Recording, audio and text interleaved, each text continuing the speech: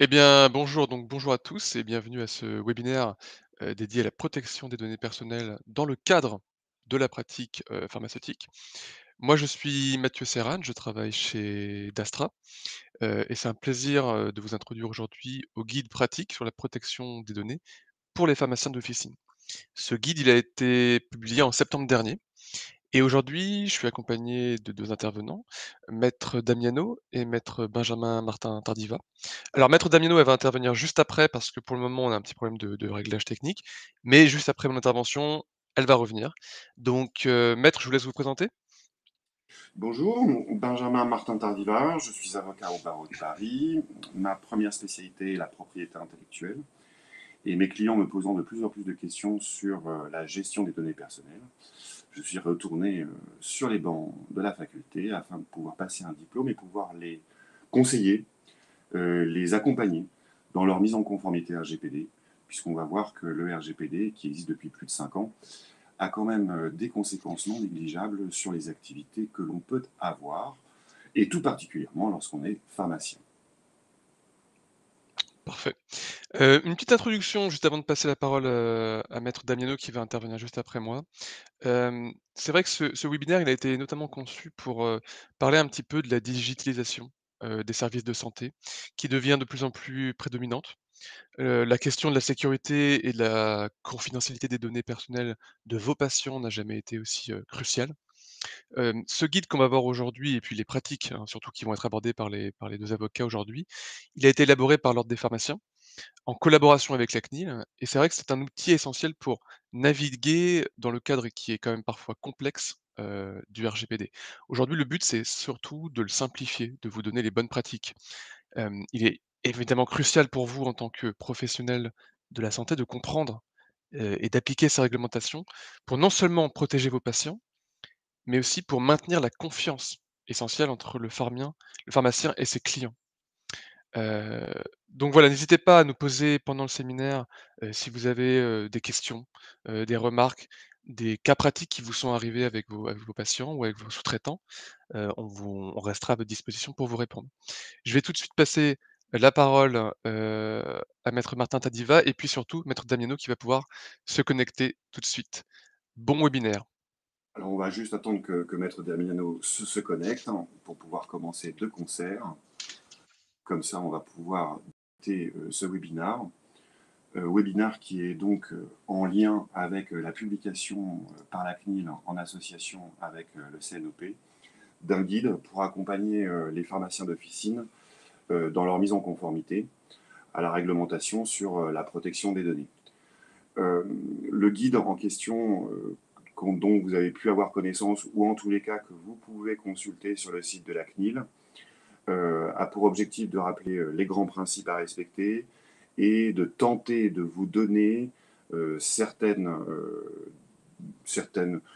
bonnes pratiques et certains aménagements pour vous aider à remplir les obligations qui sont imposées par le guide. Alors, il y a Maître Damiano qui arrive, qui va pouvoir se présenter, prendre la parole, commence la slide numéro 1, et moi reprendre la parole, et ainsi de suite, ainsi de suite. Je vous écoute, Maître Damiano.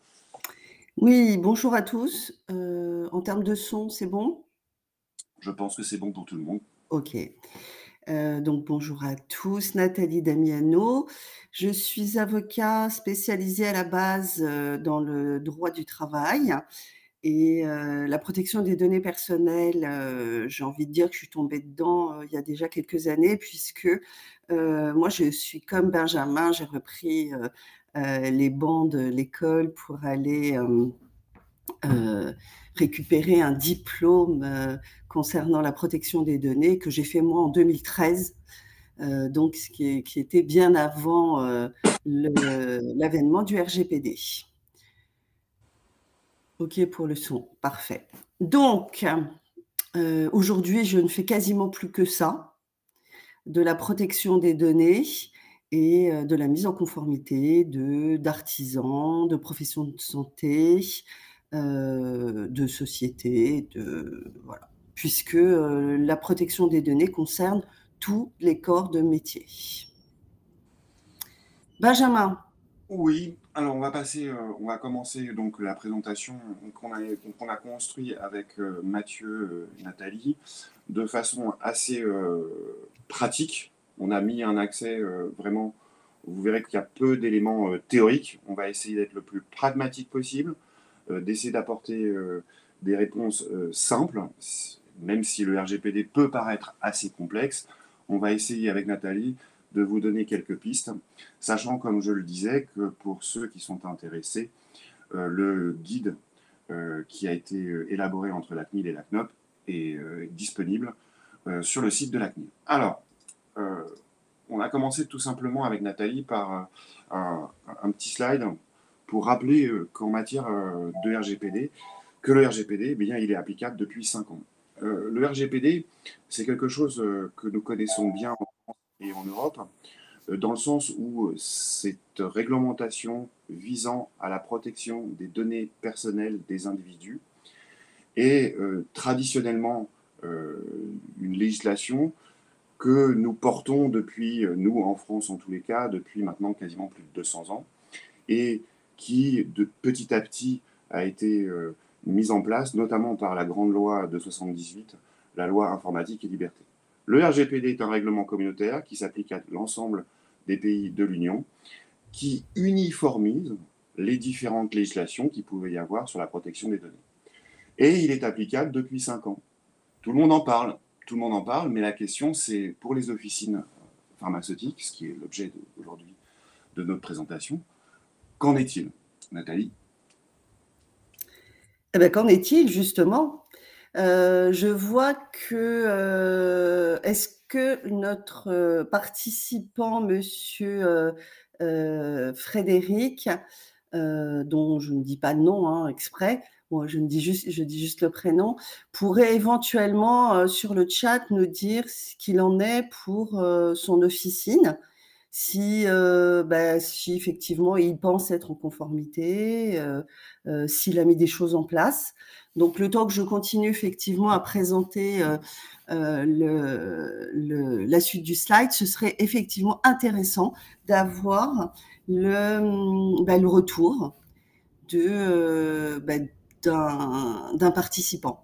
Alors, le pharmacien traite des données personnelles. Par exemple, le nom, le prénom, l'adresse, le numéro de téléphone, le numéro de sécurité sociale des patients, l'ordonnance, quand effectivement un patient vient, on traite l'ordonnance, donc il y a tout un registre des ordonnances. Il y a les transmissions qui sont faites avec la CPAM, etc., etc.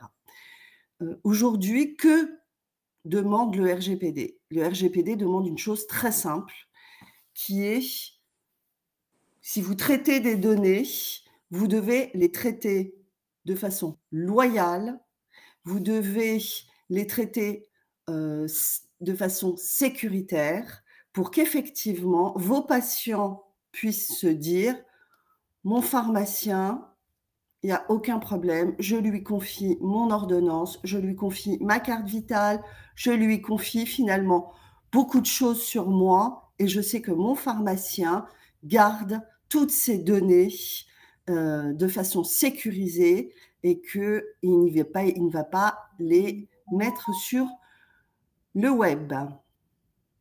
Le grand principe que je ne cesse de répéter à mes clients en matière de RGPD, c'est que le RGPD ne vous interdit pas grand-chose. Il ne vous interdit pas grand-chose, mais il vous oblige de bien faire les choses. Il vous oblige, comme l'a dit Nathalie, de le faire d'un point de vue légal, selon certains principes qu'on va voir dans les slides qui viennent. Mais dès qu'il y a une donnée personnelle, c'est-à-dire dès qu'il y a une information qui permet d'identifier directement ou indirectement une personne, je dois être capable de démontrer que cette donnée qu'on m'a confiée, que la personne m'a confiée, ou à laquelle j'ai eu accès, eh bien, je vais la traiter de façon loyale, de la façon licite et d'une façon transparente. La problématique que nous avons avec les officines pharmaceutiques, c'est qu'effectivement, on rentre dans un thème et dans des types de données qui sont des données de santé. C'est-à-dire que ce sont toutes les données qui sont relatives à la santé physique ou morale, euh, mentale plutôt que morale, santé physique ou mentale, passée, présente, future, d'une personne physique, et qui comprennent bien sûr aussi les soins de santé. Et ça relève tout ça de l'état de santé de cette personne, et c'est donc des données qui doivent être effectivement traitées d'une façon un petit peu plus, on va dire, comment est-ce que tu dirais, Nathalie, on va dire encore plus sécurisées que des données, on va dire, nom, prénom, adresse email. C'est effectivement quand j'ai un numéro de sécurité sociale, quand j'ai l'ordonnance qui va être prescrite et que je vais traiter, c'est véritablement des données qui sont un peu plus sensibles. Je crois qu'on peut le dire comme ça, Nathalie. Absolument. Alors, quand on parle de mise en conformité des officines, la première question qu'on a envie de vous poser est où est-ce que vous en êtes? Où est-ce que vous en êtes? Et on a, avec Nathalie, mis en place en fait 4 petites questions qu'on va développer. Alors je vais lire la première question, Nathalie, et je vais te demander de bien vouloir y répondre, mais j'invite tous ceux qui participent au webinaire à aussi essayer d'y répondre, et puis on pourra rebondir et discuter ensemble. Donc la première question, dans la mise en conformité, le logiciel métier que j'utilise est-il conforme? alors la réponse est oui. La réponse est oui, pourquoi? Parce que aujourd'hui, les éditeurs de logiciels, connaissent le RGPD, savent très bien que tous les professionnels de santé manipulent ce qu'on appelle donc des données de santé, les pathologies. Quand on a une liste de médicaments, on sait quasiment à chaque fois à quoi correspond, le médicament, donc quelle est la pathologie, du patient. Donc aujourd'hui, les logiciels métiers sont vendus par, les éditeurs de logiciels conformes au RGPD. Pour autant, le logiciel, effectivement, oui, c'est très bien. Donc moi, par exemple, sans faire de mauvais jeu de mots, je vais vous dire que j'ai une casserole qui va sur l'induction. Pour autant, si je m'en sers, elle va quand même être, chaude à un moment, donc je vais me brûler. Mais pourtant, elle va bien sur l'induction. Donc ce que je veux dire, c'est que le logiciel métier, bien qu'il soit conforme, ne va pas automatiquement vous donner la conformité de votre officine. Donc il faut bien distinguer 2 choses. C'est pas parce que j'ai un logiciel que j'utilise pour la gestion de mon officine et que ce logiciel-là est bien conforme au RGPD, qu'il remplit certains critères, certaines obligations, que moi-même, je suis conforme et que je suis en conformité avec les obligations que m'impose le RGPD. Il faut bien distinguer 2 choses, parce qu'avec Nathalie, c'est un argument que nous avons dans nos discussions avec nos clients, où on nous dit « Oui, mais moi je suis conforme puisque mon logiciel est conforme ». Eh bien, en fait, c'est un peu décaler le problème. C'est décaler et se rassurer en se disant puisque mon logiciel est conforme, je suis conforme, donc c'est bon, je n'ai rien à faire. Il y a une petite nuance quand même à faire, on est bien d'accord. C'est le logiciel qui est certes conforme, mais moi, est-ce que je suis conforme? Est-ce que je remplis mes obligations? D'où la deuxième question, par exemple, Que je vais poser mon à logiciel Benjamin. est un registre des traitements. Je te laisse la parole. Là, je vais faire l'animateur de questions Oh. sur cette partie-là, je t'en prie. Et je compléterai à la fin. Alors, mon logiciel génère-t-il un registre des traitements? Alors, je ne connais pas, je ne prétends pas connaître tous les logiciels utilisés par les pharmaciens, puisqu'il y en a quand même certains sur le marché. Maintenant, aucun logiciel ne génère un registre des traitements. Pourquoi? Parce que ce n'est pas la fonction du logiciel métier. La fonction du logiciel métier du pharmacien, c'est la gestion de l'officine, c'est la gestion des ordonnances, la gestion des stocks, etc. Mais en aucun cas, le logiciel que vous utilisez va vous dire, voilà, pour être en conformité, vous devez faire ça, ça, ça, ça et ça. Donc, je vais vous aider à faire ça, ça, ça et ça. Non, le logiciel métier ne fait pas ça. Il ne fait pas non plus chez les avocats, je vous rassure.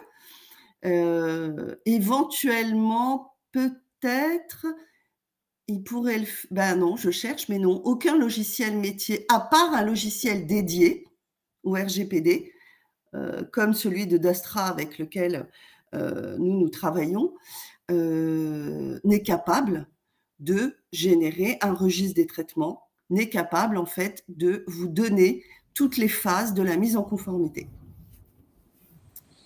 Benjamin. Alors, je vais juste compléter ça par une toute petite remarque. Il serait très étonnant qu'un logiciel métier qui permet de gérer le stock des médicaments génère automatiquement un registre des traitements avec à l'intérieur la fiche de traitement qui va bien. Ce serait très très étonnant. C'est donc bien encore une fois lié à la première question. C'est pas parce que le logiciel est conforme que moi-même je serai conforme. D'où la troisième question, qui est: mon logiciel génère-t-il l'affichage obligatoire? L'affichage obligatoire, lorsqu'on parle d'affichage obligatoire, c'est bien revenir à ce que nous disions dès la première slide, c'est comment informer les personnes et assurer cette transparence, le principe de transparence. C'est l'obligation qui vous est faite par le RGPD de donner à la personne une information concise, transparente et compréhensible. C'est bien que ce soit dans le cas d'une collecte directe ou que ce soit dans le cas d'une collecte indirecte de données personnelles. C'est en tous les cas donner de l'information sur l'identité de la personne, c'est-à-dire vous, qu'est-ce que vous allez coller, qui êtes-vous, quelle entité juridique vous êtes, quel est le responsable de traitement, quelle est la finalité, quelle est la base légale, où est-ce que vos données vont aller, combien de temps je vais les garder. Alors, bien évidemment, soyons pragmatiques, plus ça va être, on va dire, prégnant, plus effectivement l'information devra être conséquente. Par exemple, Nathalie, est-ce que tu pourrais envisager, même si on va le voir un tout petit peu plus loin, le cas où dans une officine, il y aurait une caméra? Alors, la caméra, c'est effectivement une vraie problématique. Alors, sans Donc, dévoiler toute la slide qu'on va avoir plus tard, mais juste pour dire que bah, voilà, c'est quelque chose qui est important. il faut que quand je rentre dans une pharmacie qui est équipée comme la majorité hein, maintenant des officines, je rentre dans une pharmacie, je m'aperçois en levant la tête qu'effectivement, elle est équipée de caméras de vidéosurveillance. Ben, au moment où je rentre dans la pharmacie, ben, j'ai envie d'être informée. J'ai le droit d'être informée. Donc, est-ce qu'effectivement, vous qui avez des caméras de vidéosurveillance dans votre officine hein, pour la protection surtout des personnes et puis bah, après pour éviter effectivement que certains médicaments produits stupéfiants soient volés, est-ce que vous avez tous la petite affiche qui va bien? Le petit autocollant qui va bien? Encore une fois, ce n'est pas un document de 20 pages. C'est quelque chose qui doit être compréhensible, c'est une information qui doit être concise, c'est quelque chose qui doit être à la portée de tous pour qu'on comprenne exactement, avec des termes les plus clairs possibles, ce qui va se passer, ce qui se passerait pour les données. C'est bien évidemment de donner un minimum, mais toujours dans la transparence, dans la loyauté, dans la licité. D'où une autre conséquence, et la quatrième question, mon logiciel garantit-il une obligation de confidentialité? Je pense que la réponse est simple. Au regard des trois, enfin en tout cas de la première question, on va dire ben, non. Puisque, encore une fois, la seule chose que va vous garantir votre logiciel, et encore, là, il faut effectivement bien regarder ce que vous propose l'éditeur, mais a priori, la seule chose que va vous garantir votre logiciel, c'est la sécurité de l'hébergement des données que vous donnez, donc c'est le cas de le dire, à votre logiciel. Lorsque vous rentrez les coordonnées de vos patients, par exemple, ces coordonnées sont stockées sur une base de données qui elle-même est stockée sur un serveur, chez un hébergeur. Généralement, hein, le logiciel est complètement délocalisé, hein, ce qu'on appelle un logiciel en SaaS, et il est hébergé dans une société qu'on appelle un hébergeur qui, elle-même, sécurise ses serveurs pour que les données ne s'échappent pas. Est-ce que votre logiciel vous explique que vos salariés, vos collaborateurs doivent être sensibilisés à la protection des données personnelles? Non. Est-ce que votre logiciel vous donne la clause que vous devez intégrer, la clause de confidentialité que vous devez intégrer dans vos contrats de travail? Non. La seule chose qu'effectivement votre logiciel va vous garantir, c'est la sécurité des données que vous lui donnez. Mais c'est tout. Alors, ce qui amène sur la slide suivante notre question, et avec Nathalie, on se disait que c'était bien de donner en fait quelques grandes étapes qu'il pouvait y avoir dans votre mise en conformité et puis même dans votre petite checklist pour savoir où est-ce que vous en êtes et qu'est-ce qu'il vous reste à faire. C'est la question qu'on pourrait légitimement se poser en tant que pharmacien non spécialiste du RGPD, c'est qu'est-ce que c'est qu'être en conformité? La première chose, qu'est-ce que c'est d'être en conformité? C'est d'ailleurs repris par la CNIL dès les premières pages de son guide ou de l'autre document dont on parlera à la fin, qui est le référentiel qui a été publié par la CNIL pour les officines pharmaceutiques, c'est de recenser les traitements de données que je réalise au sein de mon officine. C'est de savoir à quel moment je vais collecter de la donnée, quel type de données je vais collecter, où est-ce que je vais stocker ces données collectées, combien de temps je vais conserver ces données. C'est se poser des questions assez pragmatiques et assez terre à terre, de se dire, quand quelqu'un rentre dans mon officine, comment ça va se passer? C'est faire ce chemin de la donnée. Mais c'est aussi sensibiliser les collaborateurs, c'est-à-dire qu'il n'y a pas que le gérant de l'officine qui doit être au courant des règles du RGPD. Chacun des pharmaciens qui travaillent au sein d'une officine doit avoir été sensibilisé, doit avoir compris l'importance de la donnée personnelle et de cette gestion des données personnelles qui est effectuée au sein de l'officine. C'est bien évidemment être capable d'informer et de répondre à mes patients.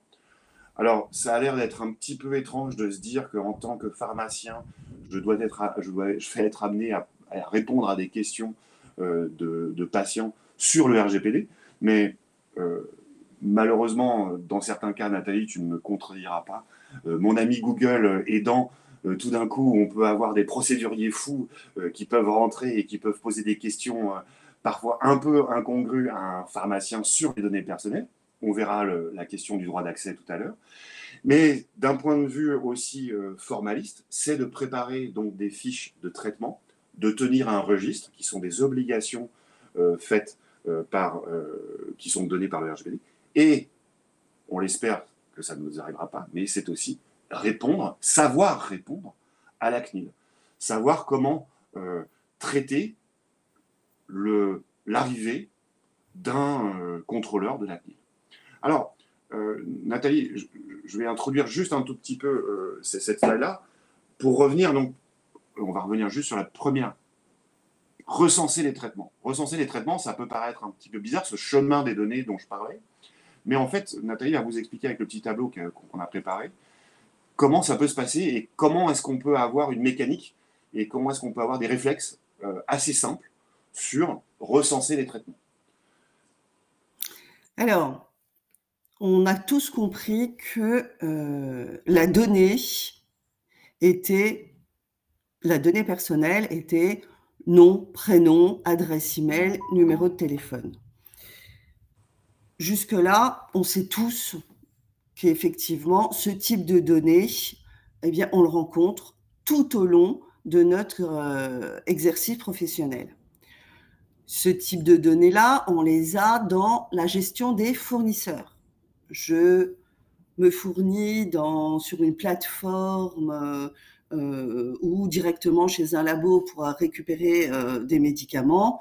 J'aurai un contact, un nom, un prénom, un numéro de téléphone direct, une adresse email. Donc ça, je vais traiter donc toutes les données de mes fournisseurs. J'ai vu aussi tout à l'heure que j'avais des collaborateurs. Donc mes collaborateurs, c'est également nom, prénom, là, un peu plus de données quand même, hein, puisque j'ai besoin de leur numéro de sécurité sociale, donc le NIR. J'ai besoin, pour ceux qui sont mariés avec des enfants et qui veulent être sur la complémentaire santé, j'ai besoin du nom des ayants droit, etc. Donc, j'ai besoin de plusieurs données complémentaires pour la gestion de mes salariés. Donc, je traite aussi les données de mes salariés. Qu'est-ce que donc je vais traiter d'autres comme données? Je suis pharmacien, j'ai un patient qui vient me voir, je vais traiter les données que me donne le patient, c'est-à-dire son ordonnance, qui me permet éventuellement de connaître sa pathologie, et d'autres données qui sont le numéro de sécurité sociale, etc., etc.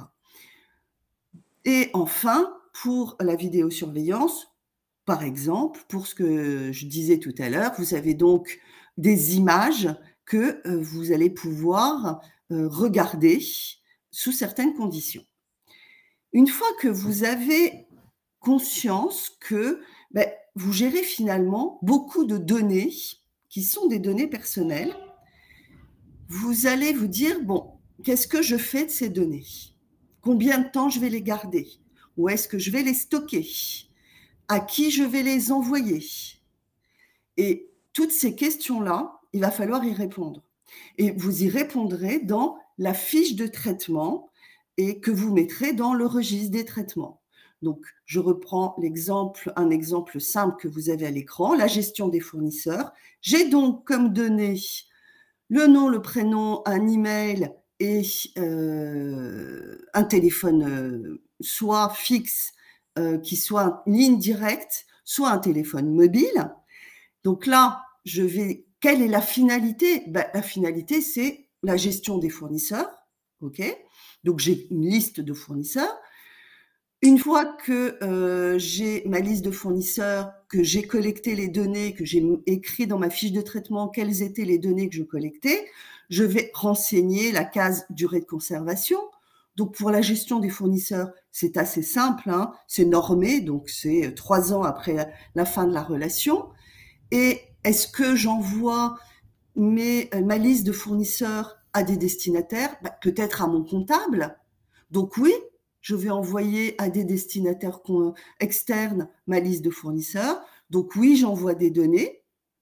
Est-ce que je vais envoyer à quelqu'un d'autre? Bon, oui, etc., etc. Donc vous avez sur une fiche de traitement différentes cases finalement à renseigner qui sont des questions qui sont très précises, comme par exemple, et j'insiste un peu sur la durée de conservation parce que c'est vraiment le cheval de bataille de la CNIL, surtout pour tout ce qui concerne les données de santé. Puisque les données de santé, là encore, c'est très normé, mais quand vous regardez la case gestion et suivi des patients et que vous allez à la case durée de conservation, vous verrez que j'ai mis 90 jours, 3 ans, 10 ans, 15 ans, 40 ans. Est-ce qu'aujourd'hui, vous êtes capable de nous donner, parce qu'avec Benjamin, on a quand même cherché, est-ce qu'aujourd'hui, vous êtes capable de nous dire qu'est-ce que je peux garder 90 jours? Qu'est-ce que je peux garder 3 ans? Qu'est-ce que je garderai 10 ans? Quelles sont les données que je vais garder 15 ans ou 40 ans? Et pourquoi 90 jours? Et pourquoi 40 ans? Voilà. Et ça, malheureusement, on ne trouve pas l'information partout et il faut aller chercher. Et votre travail en qualité de pharmacien, c'est pas d'aller chercher ce genre de choses. Parce que c'est pas Sachant, votre métier. sachant que pour l'instant, Nathalie a été plutôt sympathique en donnant des choses qui étaient du plus simple au plus compliqué, mais je vais en rajouter une couche. qui est que tout ça doit être lié à un fondement légal. Et le RGPD prévoit 6 fondements légaux. Ces fondements légaux doivent être rattachés à chaque fois à chaque traitement. C'est-à-dire que pour la gestion des fournisseurs, par exemple, certes, j'ai une finalité qui est la gestion des fournisseurs, certes, j'ai des données collectées qui sont nom, prénom, téléphone, certes, j'ai une durée de conservation, mais il vous faut indiquer quelle est la base légale qui vous permet de traiter ces données. Et dans les bases légales qui sont données par le RGPD, il y en a 6 très précises. Alors, on ne va pas toutes les détailler, mais je vais vous les donner, qui sont consentement, exécution du contrat, respect d'une obligation légale, protection des intérêts vitaux, mission d'intérêt public et intérêt légitime. Et c'est à chaque fois cette qualification juridique qui va se faire, qui est peut-être pas de votre domaine de compétence, et là où un DPO, on verra ce que c'est qu'un DPO tout à l'heure, peut vous aider et peut vous amener à compléter correctement vos fiches de traitement afin de pouvoir répondre non seulement à ce que le RGPD vous impose, mais également à ce que vos clients peuvent vous demander, voire à ce que la CNIL peut contrôler. À cet égard, avec Nathalie, on a décidé de faire un petit focus sur quelque chose qui apparaît de plus en plus, qui est de plus en plus prégnant et qui arrive de plus en plus du fait de notre ami que je citais tout à l'heure, notre ami Google, où tout d'un coup, les gens ont découvert que non seulement il y avait un RGPD, que leurs données étaient protégées et qu'ils pouvaient exercer ce qu'on appelle le droit d'accès. Le droit d'accès, la première hypothèse toute bête, hein, c'est un client, enfin c'est un patient de l'officine qui vient voir son pharmacien et qui lui dit « Je voudrais, s'il vous plaît, monsieur, avoir de votre part une copie de l'ensemble des documents dans lesquels j'apparais, dans lesquels mon nom apparaît, dans lesquels je suis identifié ou identifiable. » C'est ça l'hypothèse. Et votre obligation à vous, selon le RGPD, c'est de lui fournir la copie intégrale de l'ensemble de ces documents. Imaginons que ce soit un patient qui soit venu une fois avec une petite ordonnance, c'est assez simple. Imaginons maintenant le cas d'un patient qui était là depuis 35 ans. Imaginons le cas d'un enfant de patient qui vient voir. Voilà toutes les hypothèses qui peuvent être couvertes. Et Nathalie pourra vous aussi vous citer, puisque son premier métier il y a longtemps c'était le droit social, du salarié qui vient vous demander copie de l'ensemble des échanges que vous avez pu avoir et qui peuvent la concerner.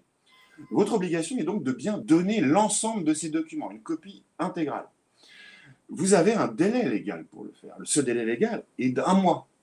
Et ce délai légal qui doit être respecté, s'il ne l'est pas, peut donner lieu à une plainte devant la CNIL. Plainte qui pourra être instruite par un membre de la CNIL et qui va générer des échanges entre vous et la CNIL, voire même des recours devant le Conseil d'État, où vous pouvez imaginer que des arguments juridiques extrêmement subtils peuvent être mis en avant, non seulement pour est-ce que, monsieur, dans votre officine, avez-vous bien donné l'intégralité des copies de tous les documents? Et vous, de l'argument de bon sens de dire, bah, je ne vais pas tout donner parce qu'il y a peut-être des choses qui sont confidentielles, le secret des affaires ou d'autres choses où je suis un petit peu gêné. Et quelle est la frontière que vous allez devoir vous tracer pour donner l'information qui vous est demandée, l'intégralité des données, mais tout en préservant une certaine, notamment préserver le droit des tiers. Parce qu'il ne faudrait pas non plus que le droit d'accès puisse donner de l'information sur des tiers sans que ceux-ci aient donné leur consentement. Et vous voyez bien que toute la mécanique se met en place du RGPD, à savoir qu'il y a cette confrontation entre effectivement le droit de la personne qui demande le droit d'accès, mais qui est confronté au droit des tiers qui pourraient être touchés par ce droit d'accès. Est-ce que j'ai été assez clair, Nathalie? Est-ce que tu as quelque chose à rajouter sur le droit d'accès? Non. C'est une véritable plaie. Hein. Ça sent le vécu. Je peux vous dire que c'est une véritable plaie. Alors, là, Nathalie, c'est vraiment la slide qui est, on va dire, on ne veut pas être anxiogène, mais on espère que ça ne vous aggravera pas, mais il faut que dans le cadre de la sensibilisation, de votre connaissance du RGPD, dans votre mise en conformité, il y a un moment donné où il faut être capable de répondre à la CNIL. Et ça peut arriver dans le cadre d'une demande par courrier ou par courriel de la CNIL, ou dans le cadre d'un contrôle directement dans votre officine. Nathalie, Absolument. et quelques indications sur les bonnes pratiques en la matière. Bien, donc si effectivement vous voyez débarquer, moi je vais axer plus sur le contrôle sur place, hein, puisque si c'est une demande par courrier ou courriel, alors surtout, hein, il ne faut pas la mettre au panier, hein, il faut vraiment y répondre. Les contrôleurs de la CNIL sont très, très, très, très susceptibles. Donc, ne pas laisser de côté toute demande qui serait formée par la CNIL. Donc, faites attention peut-être quelquefois à vos spams même. Mais a priori, c'est plutôt un courrier postal qu'un courrier via mail. Je vais donc là vous parler un peu plus précisément de la visite de l'officine par les contrôleurs de la CNIL. Donc, ça veut dire quoi? Ça veut dire que vous avez des contrôleurs qui viennent, qui rentrent dans la pharmacie et qui se présentent en disant voilà, bonjour, nous sommes Nathalie Damiano, contrôleur de la CNIL, et Benjamin Martin Tardiva, contrôleur de la CNIL. Nous voudrions voir, et là, ils vont vous lister un certain nombre de documents qu'ils souhaitent, dont ils souhaitent prendre connaissance, et notamment le registre des traitements. Donc, il faut que vous puissiez tout de suite leur présenter. Est-ce que vous êtes en mesure aujourd'hui de présenter le registre des traitements? Alors, pour certaines grandes officines qui font partie d'un grand groupe, sans doute, peut-être, mais pour les autres officines qui sont des officines de quartier, je pense que c'est plus compliqué.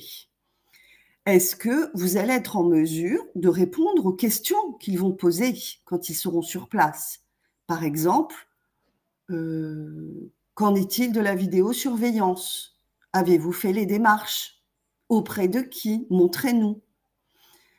Etc., etc. Donc, les contrôleurs de la CNIL, vous ne pouvez pas ne pas leur répondre. Vous ne pouvez pas ne pas les accueillir puisqu'ils reviendront. Ils reviendront avec une ordonnance du juge. Donc, ça n'a aucun intérêt. Il faut juste y être préparé. Et ça, c'est important de s'y préparer. Ce n'est pas une fatalité, ce n'est pas compliqué. Il faut juste être bien préparé. Et comme je le disais tout à l'heure, c'est, j'ai envie de dire, chacun son métier. Moi, je ne suis pas pharmacien, Benjamin non plus. Nous, notre job, c'est aider effectivement les sociétés, les personnes physiques qui sont des artisans à être en conformité avec le RGPD et qu'il n'y ait pas de retenue, de peur, d'anxiété face aux contrôleurs de la CNIL si demain les contrôleurs venaient à visiter les pharmacies, les sociétés, etc. Alors, Benjamin? il y a une question dans le chat qui a été posée, que je viens de voir parce que je ne suis pas très habitué avec cet outil informatique. C'est: avez-vous un exemple de l'obligation légale pour le responsable de traitement en officine? Moi, ce qui me vient tout de suite à l'esprit, je ne sais pas ce que tu en penses, Nathalie, mais c'est par exemple la tenue de l'ordonnancier. La tenue de l'ordonnancier, c'est une obligation légale, donc le traitement des données personnelles qui sont relatives à la tenue de l'ordonnancier et donc le registre des délivrances pour l'officine, c'est une obligation légale pour moi. Il faut savoir qu'en matière d'officine, je crois qu'on peut, mais ça il faudrait que je vérifie, que obligation légale et réglementaire sont la même chose. Hein. C'est le même concept. Donc, oui. on pourrait tout non, à non, fait mais ça, c'est pour partout. Partout oui. C'est-à-dire que, notamment, et là tu vas peut-être aller dans mon sens, Nathalie, ou compléter, la télétransmission des documents à l'assurance maladie, c'est une obligation réglementaire. Donc, voilà un fondement, voilà, la base légale, ce serait obligation légale. Voilà, c'est ce que je vois comme ça, là, directement. Je ne sais pas si tu as d'autres exemples qui te viennent à l'esprit, Nathalie, mais Oui, oui, j'ai un exemple voilà. très simple. Le recueil du numéro de sécurité sociale, le NIR. Le NIR est très réglementé. Il y a un décret qui permet l'utilisation du NIR. Donc tout le monde ne peut pas utiliser le NIR. Mais lorsque vous avez des salariés, eh bien pour la gestion de la paye notamment, vous devez avoir le NIR pour la déclaration préalable en embauche, etc. Donc, la collecte du NIR se situe dans le cadre d'une obligation légale. La gestion de la paye, c'est une obligation légale. La déclaration préalable à l'embauche, c'est une obligation légale. On n'a pas le choix. Donc, la gestion finalement certaines données pour la gestion du parcours du salarié sont soumises donc à l'obligation légale. En revanche, si je fais un trombinoscope, par exemple, et que je mets sur mon site la photo de mes 4 salariés et puis les trois pharmaciens qui gèrent la pharmacie.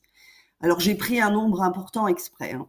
Eh bien, à ce moment-là, c'est pas une obligation légale.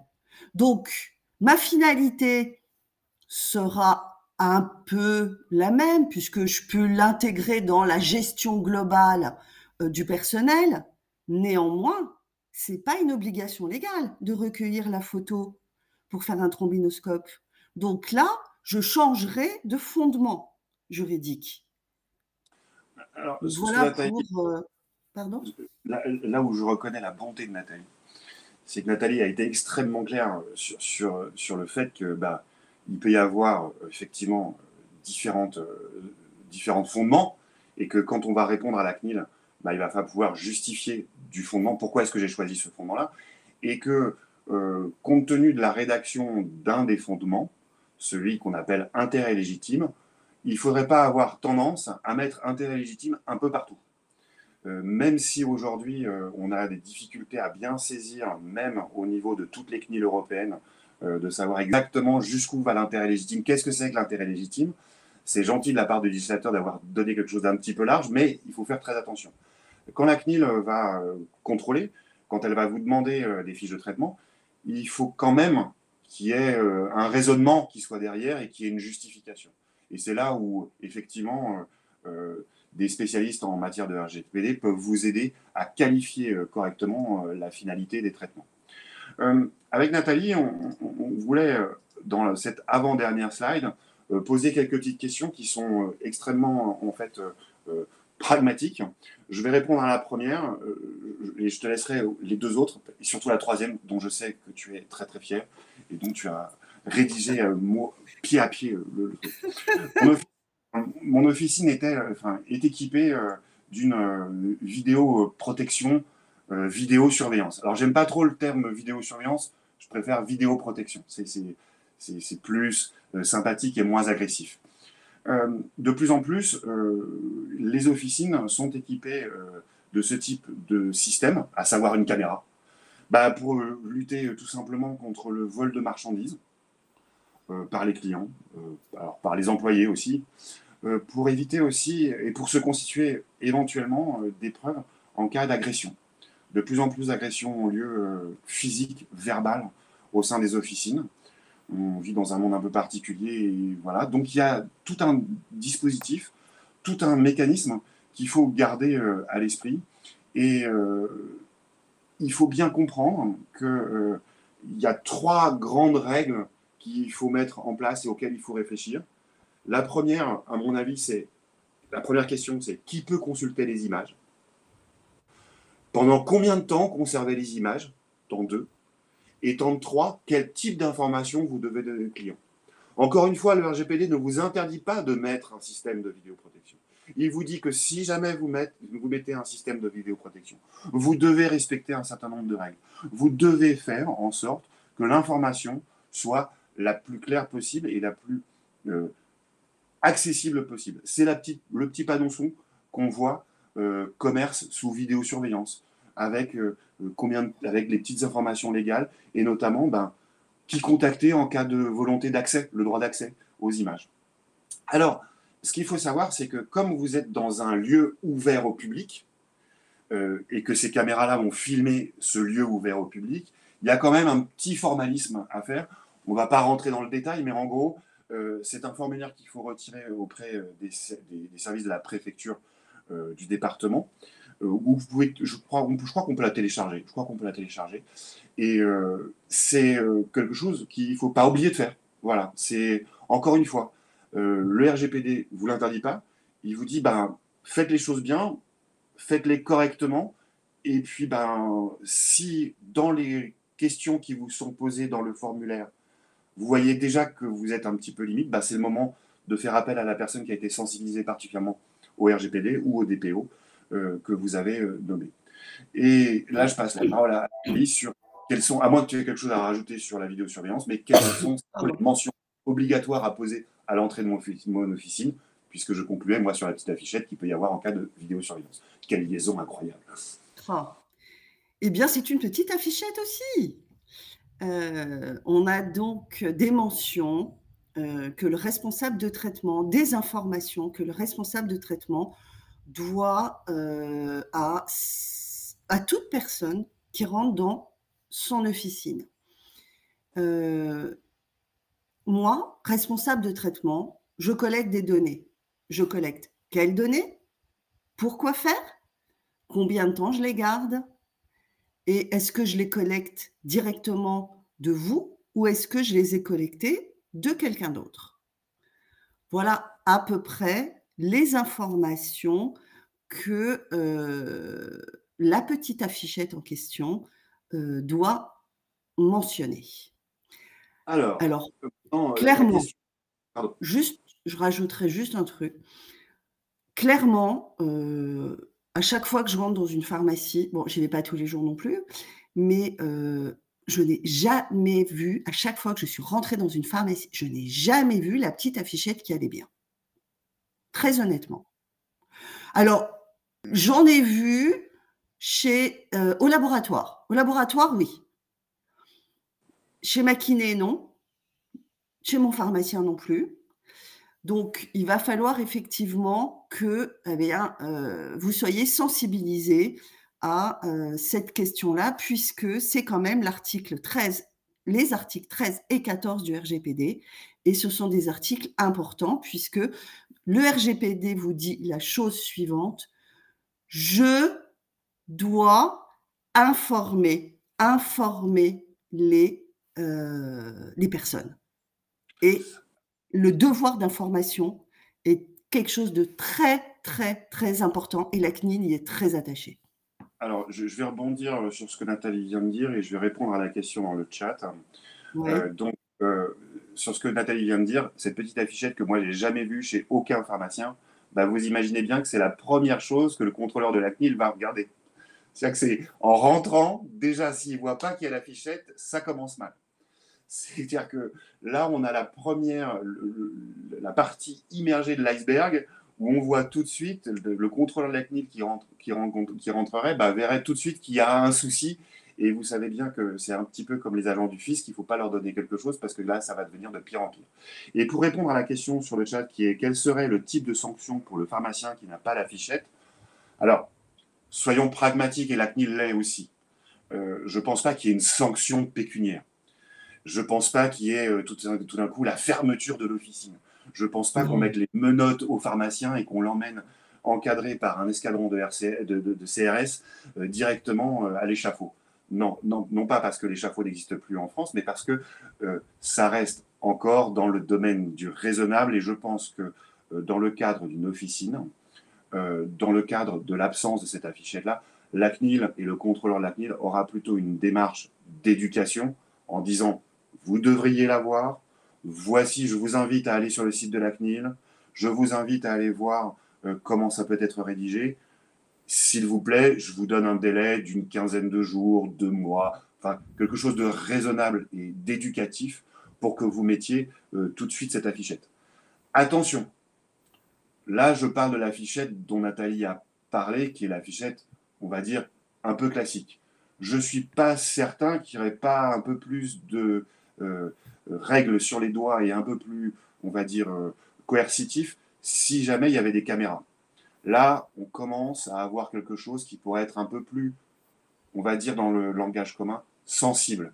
Et là, l'inspecteur, le contrôleur pourrait être un peu plus crispé. Parce que la vidéoprotection, alors là, on pourrait appeler la vidéosurveillance, pour bien montrer le côté un peu intrusif, bah, c'est quelque chose qui est assez sensible pour les contrôleurs de la CNIL. Ce qui me permet de rebondir sur la troisième question. Les contrôleurs de la CNIL sont assermentés, effectivement. Peuvent-ils avoir accès aux données médicales des patients lors d'un contrôle? Nathalie, c'est ta question, c'est ta réponse. Oui, oui, c'est ma question. Alors, on a envie de dire, bah, oui, ils sont assermentés, ce sont des contrôleurs, c'est la CNIL, il y a pas de raison. Eh bien non. La réponse est non et je dis très fermement non. Les données médicales des patients ne peuvent être vues que par un médecin. Donc c'est très simple, c'est non. Parfait. J'ai fait court, C'est très bien, c'est impeccable, parce qu'on a déjà pris franchement. beaucoup et on ne voudrait pas vous prendre un peu plus de temps, sachant que pour vous aider dans vos démarches, il y a plusieurs possibilités qui vous sont offertes. Bah, il y a une première possibilité. Ah, Ah j'ai oui! une. Non mais d'accord, mais Ah, encore une oh, fois attends, on oh, va oui, oui, je oui, reviens en arrière, je reviens en arrière, je pardon, reviens en arrière. pardon. J'ai vu une question sur le chat. Oui, oui, oui, pardon, oui. Sauf que la CNIL se déplace avec des médecins. Oui, je parlais des contrôleurs assermentés de la CNIL. Les les les, mmh, les contrôleurs assermentés de la CNIL ne sont pas des médecins.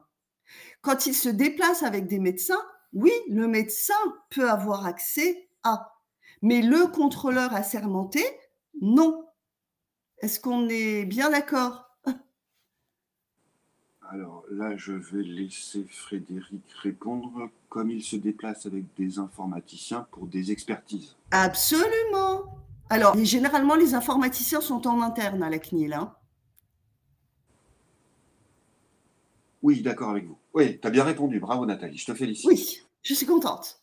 Passons à la dernière slide pour Oui. conclure un peu notre exposé, qui était encore une fois un exposé qu'on a essayé d'être le plus pragmatique possible et le plus clair possible, sans rentrer dans les détails juridiques et dans les subtilités du règlement du RGPD.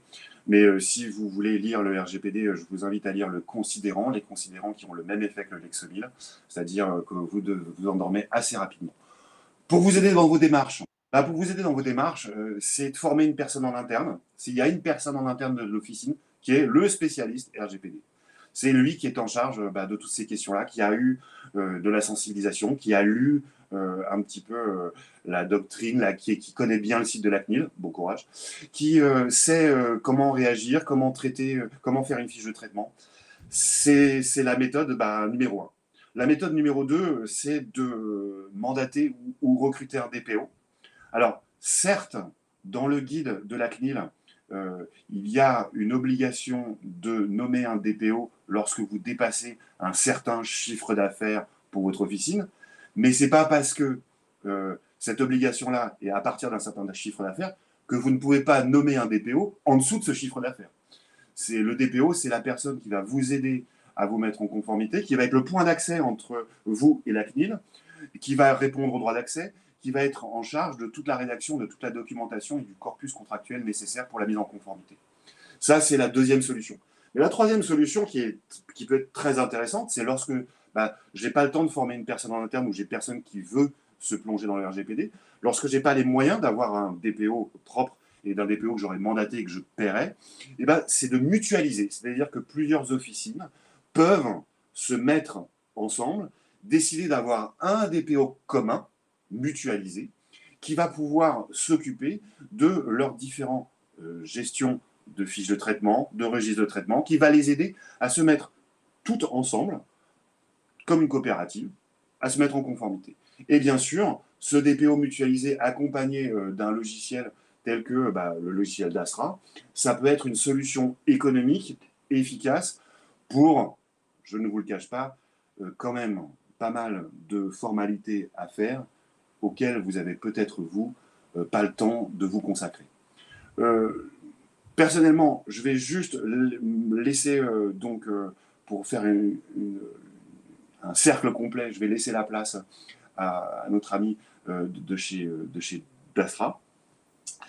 Et puis, je vais donc me déconnecter, puisque je suis obligé de me déconnecter, et laisser Nathalie pour finir la dernière slide et vous souhaiter une très très bonne journée. Donc moi, je vais me déconnecter pour laisser la place à Nathalie. Et, Alors non, Benjamin. ah, Ben non, parce que je vais pas avoir la main sur les slides, donc c'est moi qui vais me ah bah c'est la déconnecter. dernière, voilà, non mais c'est la dernière slide. Ah, Voilà, c'était ça, voilà, c'est la dernière slide. Voilà, c'est la dernière slide. d'accord. Voilà, donc là, je pense que je peux vous laisser et vous déconnecter. Donc, merci en tous les cas de votre temps, merci de m'avoir écouté, même si je parle beaucoup. Et puis, bah, merci beaucoup à Nathalie, et je vous laisse donc conclure tous les deux. Je me déconnecte. Bon, donc là, je me retrouve en fait seule en attendant que Mathieu revienne. Eh bien, c'était pour nous une volonté d'essayer de faire effectivement une sensibilisation des pharmaciens, des pharmaciens qui sont sur des, j'ai envie de dire, petites et moyennes pharmacies et pas des grosses officines qui font partie de grands groupes, puisque elles sont a priori en conformité, puisque c'est quand on fait partie d'un groupe, c'est toujours plus facile. Je me suis aperçue, et j'en terminerai avec ça, hein, je donnerai la parole à Mathieu. Moi, je me suis aperçue qu'effectivement, les professionnels de santé, pour les professionnels de santé, c'était très compliqué d'être en conformité et, parce que c'est pas leur métier, parce que ils n'ont pas forcément les moyens, d'où le DPO mutualisé. Et, euh, et voilà. Donc, Mathieu. Eh bien, merci beaucoup, à Nathalie et Benjamin qui nous ont fait un exposé quand même, somme toute, très pratique, très clair.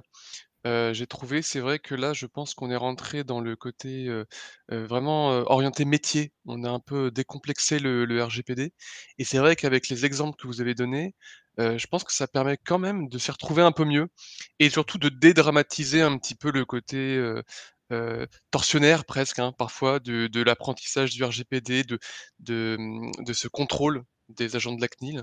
Ça nous permet de mieux l'anticiper et puis des questions hyper pratiques, c'est vrai que vous avez parlé des solutions, hein, qu'on peut apporter. Dastra, ça offre quand même cette possibilité pour les officines, pour les DPO, de pouvoir piloter sa conformité un peu plus simplement quand même. On est orienté beaucoup plus métier, c'est-à-dire que vraiment on va aider le DPO à dans sa journée, dans ses tâches quotidiennes, à les accélérer, à les simplifier. Et c'est vraiment ça que vous avez fait aujourd'hui avec Benjamin, c'est donner ces petits indices, ces petites, informations qui vont permettre, à ces personnes-là, bah, tout simplement, d'accélérer, de pas perdre de temps et de se mettre en conformité. Donc là-dessus, un grand bravo et puis, merci à tous en tout cas d'avoir suivi ce petit webinaire. J'espère que ça vous a plu. Voilà, le mot de la fin pour Nathalie, bien sûr. Eh bien, merci et puis à bientôt pour un autre webinaire avec Dastra.